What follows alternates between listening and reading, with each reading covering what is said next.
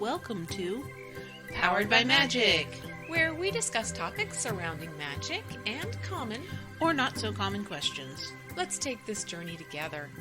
Hi, I'm Tatjana. And I'm Sylvia. And we are coming to you from Eugene, Oregon. We invite you to conjure up a room and ride with us. Hey Sylvia, how you doing today? Pretty good. I mean, it's a little bit of a mix of good and bad today. Let's start with the bad stuff, or the bad thing. So last night, my childhood cat died. Actually, no, it was the night before. So that was a little bit emotional. I ended up not doing the tarot for the Facebook group last night, and I did it this morning because I was just too upset to really focus on anything. Yeah. On the good end of things, I'm looking at applying for a new position at work. Exciting. Yes, very exciting and anxious and exciting and all that good stuff. And then on the other side, I've been listening to the audiobook for On Writing by Stephen King, and I've been really enjoying it. I love Stephen King. Yeah, he's just amazing. Yeah, it kind of gave me a little bit of oomph in my own writing, and I decided that I was going to try and start a writing habit in the mornings. I'm excited about that. You're very imaginative, and I love hearing what you write. I think you have a great imagination. Oh, thank you. Last couple of mornings have been pretty good. I haven't gotten the whole 1,000 words yet, but I'm working up to that. Yeah, great. How about you? Well, pretty boring. I'm back to good old pet sitting. I'm in the throes of that, and pretty much will be in the throes of that all summer. Oh, yeah. And sometimes I'm doing double pet sitting, which means I'm overnight somewhere, but I'm also at another place just doing a visit. That gets to be busy. Very, very busy. I always get a little disappointed because that means I'm not going to have much of a summer for me. Yeah. I don't get to do much. But have held aside time for the Oregon Country Fair, which is a big deal. And I look forward to that. That's in July. Mm-hmm. And Nice. then, we're gearing up to do Midsummer next weekend. Yeah. And that's exciting. We do it with our friend. Mm-hmm. Yeah. I guess that's that's me. There's not much going on. The Midsummer is the next focus. Yeah, Midsummer is going to be a lot of fun. It's going to be me, you, and our friend, and I'm looking forward to it. Yeah. All right. I think we can just dig right in. All right, sounds good. You want to start? Sure. Or at least ask the question. How about ask that? the question. Is it bad luck to bury your pets in the backyard? Now, I don't believe that it is bad luck. I did all of it my young life when we had yards. It started when I was a kid, continued into my young adulthood. I felt it was a way to keep the spirit close, but mostly it was just how I was raised. I do think doing a sacred burial ceremony and grave preparation is something that would ensure a positive experience both for you and the dearly departed spirit. Mm-hmm. That's my viewpoint. Yeah. Well, for me, when I was younger, same thing. Still at home with my parents, that's what we did. We buried our pets in the backyard. I don't think it's bad luck any more than living life is bad luck. Death is simply a part of life.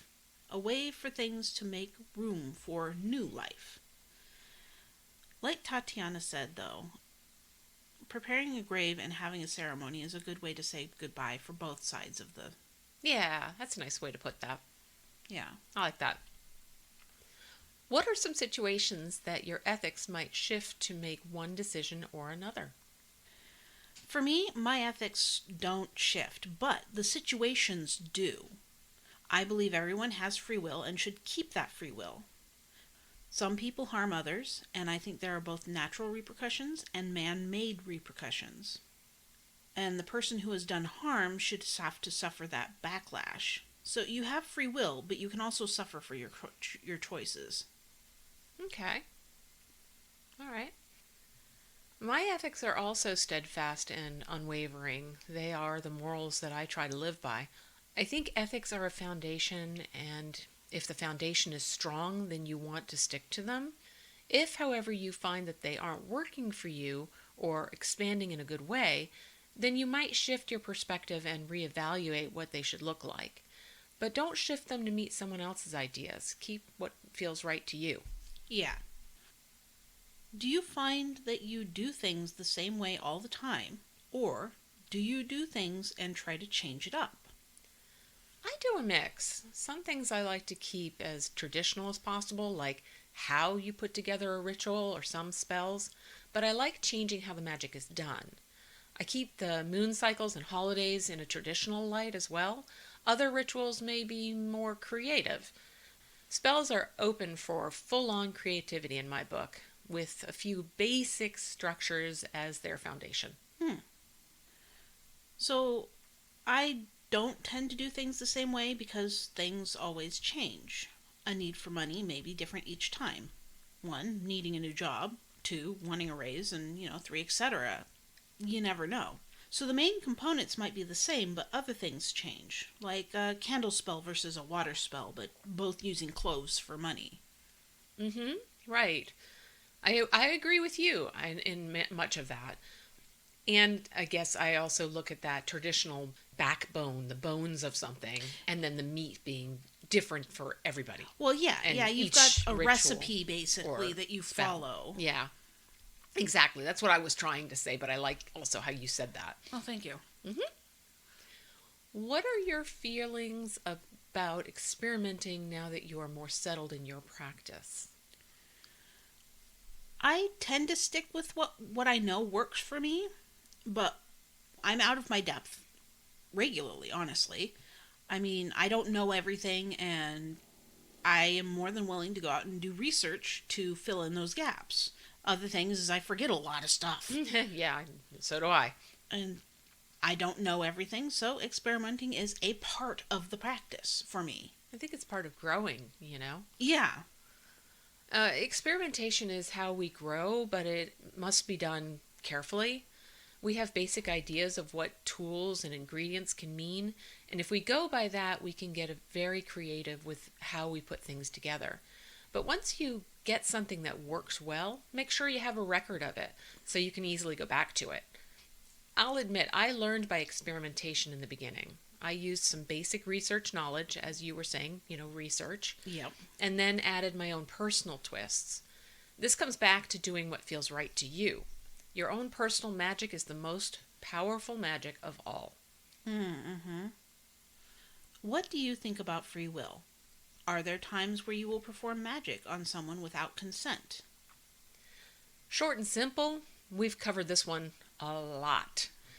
I don't think I've said it enough. I don't think I can ever say it enough.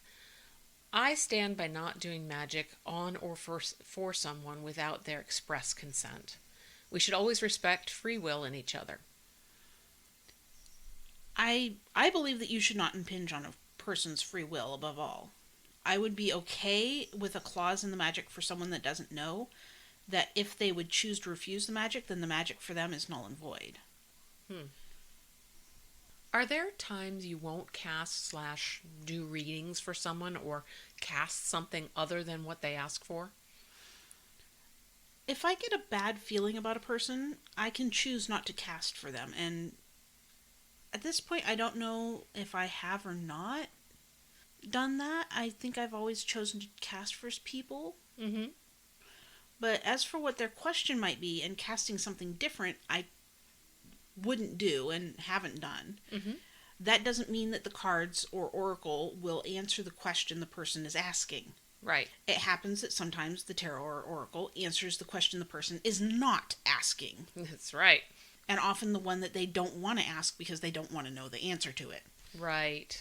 Right. Sometimes the cards key in to something bigger. I think sometimes what happens is that the person may have that one question in mind but decide, oh, no, I'm going to ask this question instead. Yeah. But their focus is still subconsciously on that first question. Yep. I have found that to be true. Okay. And that's why I have people write down their question in front of them and then read it the whole time that I'm prepping for the reading. so that Oh, they're focusing strictly on on that. that question. Okay. Because I have had that happen. Yeah, so have I. Yeah. Now, I will not do readings for certain questions, perhaps, if I get a feeling of negativity or that the person is under 18 or for legal purposes. Yeah, I don't do stuff for legal purposes or health purposes. Yeah, it really have to be careful in that area. Yeah. As for the type of reading, I usually do what is within my means and is requested. I won't switch it up without consent of the questioner. The divination device being used will do what it will do, but that is how a reading and casting works, as we already said. Yeah, they just sometimes they have a mind of their own. That's so true. What does the key represent on my charm bells? For me, a key opens the way through a locked door. What that door is would depend on the symbology used on the key. If a heart, then love or friendship is opened. If an anvil, maybe work. It all depends. I like that. Yeah. Keys are opening and closing doors and portals. You can let something in or lock something out depending on the type of magic you want or need to do. I think specifically on a charm bell, it might act like a guard to be gotten through. However, that said, I have not ever used charm bells, so I can't really speak too much to it. Mm-hmm. Questions about using a pendulum. A pendulum takes information from the subconscious mind. What can it be used for, and is it dangerous to use? Some think pendulums use information from the subconscious. Others believe it's from their ancestors, and still others from their spirit guides. Hmm. I used to think it was the subconscious, but today I'm not so sure. I now ask my gods or goddesses to assist me in answering my questions. I feel that works really well for me. Asking questions from a pendulum can be for pretty much anything, anywhere from yes, no to highly specific questions. I used it to help me choose my daughter's name before she was born. I simply drew my hand on a piece of paper, wrote down the various name choices on each finger, and then asked the pendulum which one suited her best. That helped a great deal in choosing her name. Hmm. I do not see any reason why using a pendulum would be dangerous, but I think that is up to each individual to figure out for themselves. I think, no, I could be wrong, but I think it might be that some people think that pendulums, along with other things, can open up portals to other places. You know, that connection with spirits and that sort of thing. I think anything magic can do that. So there is Yeah, the opening for that. That's sort of that clause that's on the end of everything of everything magic. magic. Yeah. Okay. Um, That was what I would, sure, that's what I was thinking. sure. Good point. What crystals will return my energy to me throughout the day?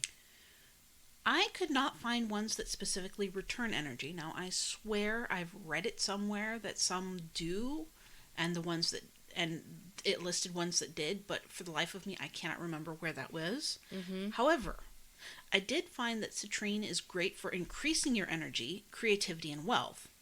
And obsidian, and even more specifically, mahogany obsidian, is good for protecting your energy and also fighting off negativity.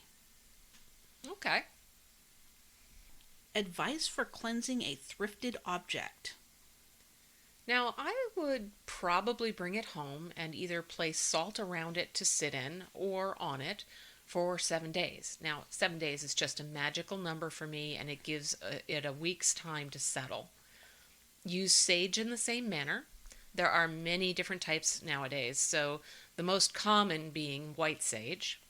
And you might do a cleansing ritual for it or just sage the shit out of it. Now, incense works as well, like sandalwood, dragon's blood, lavender, cinnamon, or frankincense. Okay. Some other thoughts. And I'm sure there are other ways to do it. Those are just the top, I think, go-tos that people have. Mm-hmm. What is the biggest misconception about the occult? What is occultism to you? I think the most obvious is that it's considered to be evil or satanic. For me, it is magic of any sort, along with the things of supernatural power or existence. Mm-hmm. So, like Tatjana just said, the misconception is that it all has to do with Satan or evil. Occult, according to Oxford Languages, is supernatural, mystical, or magical beliefs, practices, or phenomena. That covers a wide ground. Does that include studies of satanic or evil things? Yep, yeah, it does. But that is a very small part of a very large category. Yeah. I've heard all sorts of things about satanic being good, bad, or indifferent. Yeah, same here. You can ask a lot of Satanists, and they don't actually believe in Satan. So, Yeah. So, open mind. yeah, open mind. Well, please rate us on iTunes, Spotify, or wherever else you found us. I'm Tatjana, saying goodbye for now. And I'm Sylvia saying so long and thank you for writing with us. This has been Powered by Magic. Thank you so much, everybody. Thank you. Hope you've enjoyed. Have a good one.